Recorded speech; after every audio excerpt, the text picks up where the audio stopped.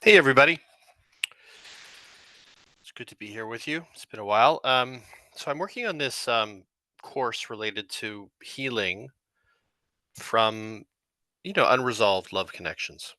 And, in my experience, most everybody carries something like that, wondering about a relationship that they had. And often not the clearest relationships, the ones that were the most kind of confounding and where you never really knew exactly where the attraction was coming from. And, quite often it's very, very difficult to work through those. They sort of come back into your consciousness from time to time.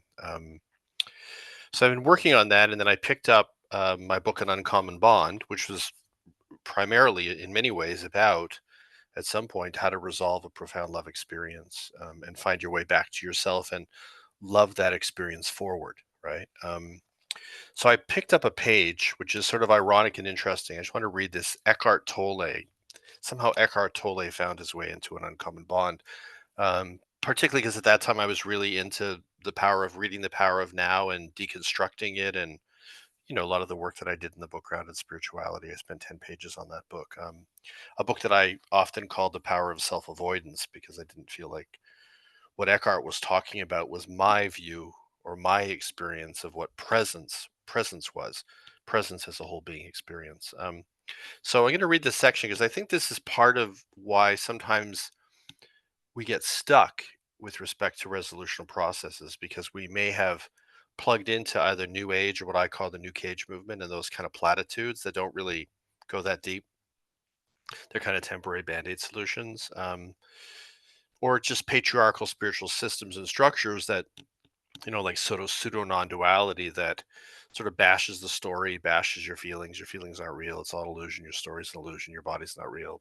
Your personal identifications aren't real. Like none of it's real. So the fuck are we doing here? But any event, and if you're plug into that stuff, it also takes you farther away from being able to really own what it is that you're feeling and needing to heal and make sense of. So let me just read this. It's a very famous, actually, excerpt from The Power of Now. So Eckhart says, the pain body, he calls it the pain body. He doesn't call it your tender woundedness. He talks about it like it's a car part. The pain body may seem to you like a dangerous monster that you cannot bear to look at. But I assure you, he's assuring you, that it is an insubstantial phantom that cannot prevail against the power of your presence. Okay, I'll go back and deconstruct this. Then he says the pain body doesn't want you to observe it directly and see it for what it is. The moment you observe it, this is what he says. The moment you observe it, feel its energy field within you, take your attention into it, the identification is broken. A higher dimension, not a deeper or truer, a higher, remember, always transcendence, dissociation. A higher dimension of consciousness has come in.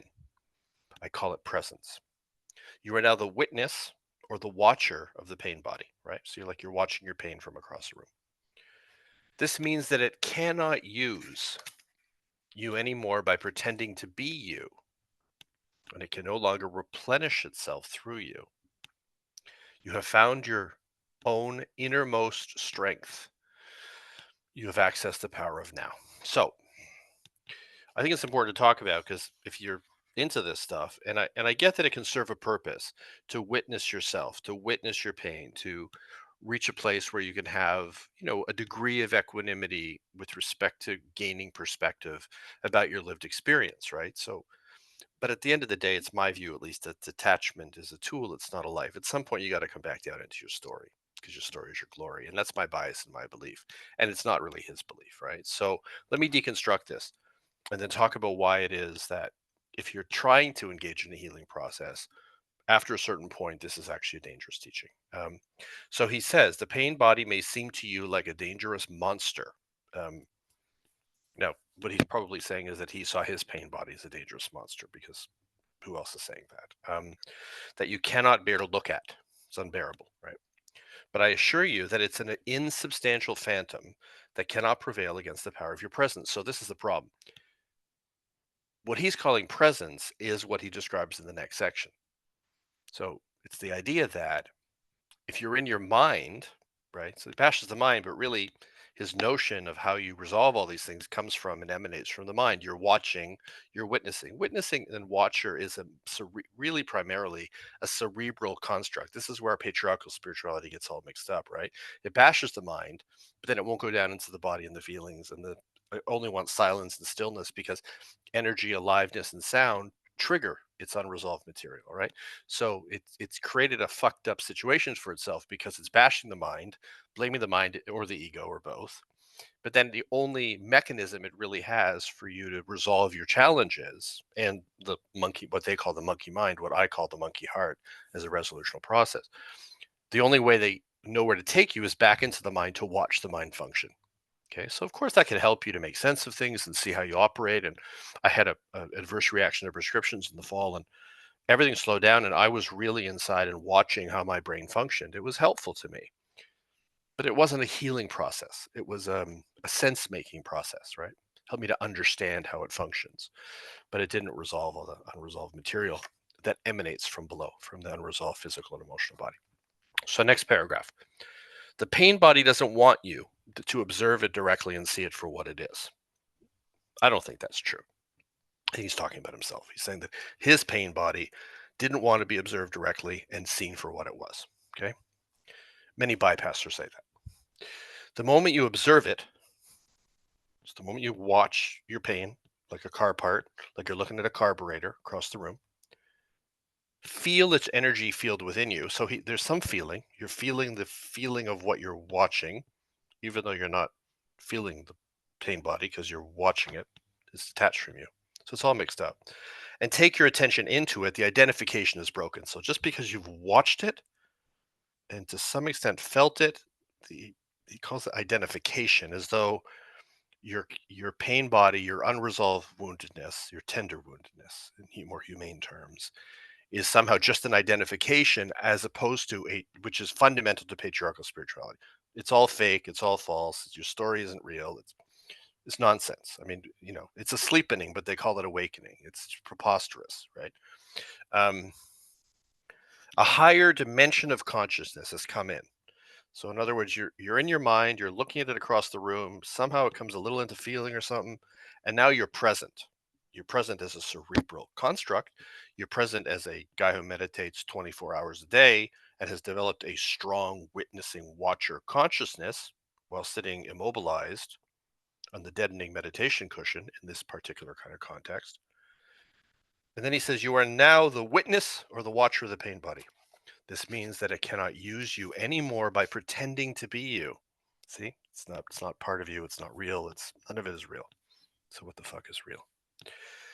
And it can no longer replenish itself through you. So I get that part. Like you have a lot of stuff and you get trapped inside of it and it starts to sort of feed on you. I get that part. I don't think he has any solution to it, but I think that there's accuracy to that. Then he says you have found your own innermost strength, which means the strength of the mind.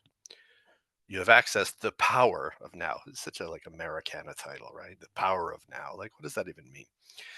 And it's a diversionary. It's diversionary language, right? Nowness, presence, awakening, enlightenment. When it's used or defined as a dissociated construct, right? So it's like to trick you. These words trick us. That's the nature of what they do. So if you're engaged in a healing process, similar to what I went through, the various things that I attempted when writing an uncommon bond and when experiencing the relationship that fed into the creation of this fictional book, partly fictional book. Um, you may want to use some of these dissociated or detachment oriented processes, but at some point, you've got to come back down into the body and into your feelings and find a way through the maze of unresolved material. And what I'm trying to do in the course, which should be ready soon, is not only craft a model for feeling, healing, and what I call enreeling. And what I mean by enreeling was a form of enrealment, one of my terms, in this particular context is making sense of the experience. So I don't think it's just about releasing all the pain or releasing the anger. That's helpful, but I don't think it's the whole story for most of us. We need to understand what happened, why we were there, Is there a lesson? Is there no lesson? Was it just a horrible experience that needs to be healed and made sense of and somehow potentially learned from? Maybe. And and what are your attachment issues, if you have any? What unresolved and projected issues, wounds, and other kinds of material somehow affected your perspective on that person, your perspective on the experience, and now your perspective on the resolution of that experience? Anyway, so I'll have that course up for you soon. And if you're interested in these questions about profound love experience, awakening love experience, and all of the horrible material that inevitably comes up when you open the heart to the vulnerabilities that lay within you. Um, Check out An Uncommon Bond. It is very proud of this book. It's pretty unforgettable. Anyway, hope that was helpful.